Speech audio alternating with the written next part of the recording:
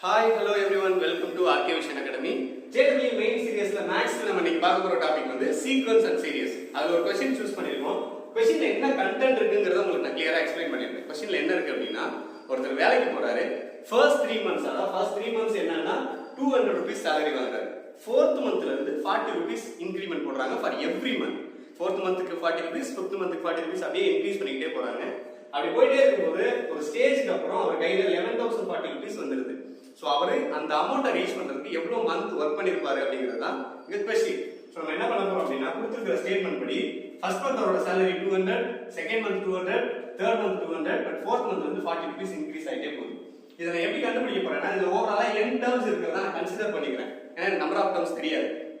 So first 3 months நான் தனியா எடுத்துக்கிறேன். s1 600. அடுத்து இருக்கிற n-3 டர்ம்ஸ் ஓவராலா n டர்ம்ஸ் தான் remaining n-3 terms இருக்கும் இல்லையா அதுல sn ஃபார்முலா சப்ஸ்டிட்யூட் பண்றேன் n-3/2 2a plus n-3 minus 1 into d அப்படினு அப்ளை பண்றோம்.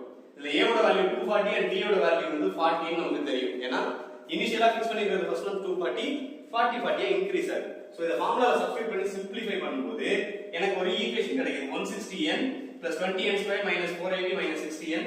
இத இன்னும் சிம்பிளிஃபை பண்ணா 20n² plus 100n minus 480 கிடைக்குது. பட் அவங்க சொல்லி இருக்கிற விஷயம் என்னன்னா அவரோட பிகினிங்ல இருந்து எண்ட் வரைக்கும் அவரோட salary வந்து 11040 rupees ன்னு சொல்லிருக்காங்க இல்லையா. சோ பிகினிங்ல எவ்வளவு இருந்தது ஃபர்ஸ்ட் 3 months வந்து 600, நெக்ஸ்ட் n-3 months வந்து இந்த ஈக்குவேஷன் நம்ம கையில இருக்கு.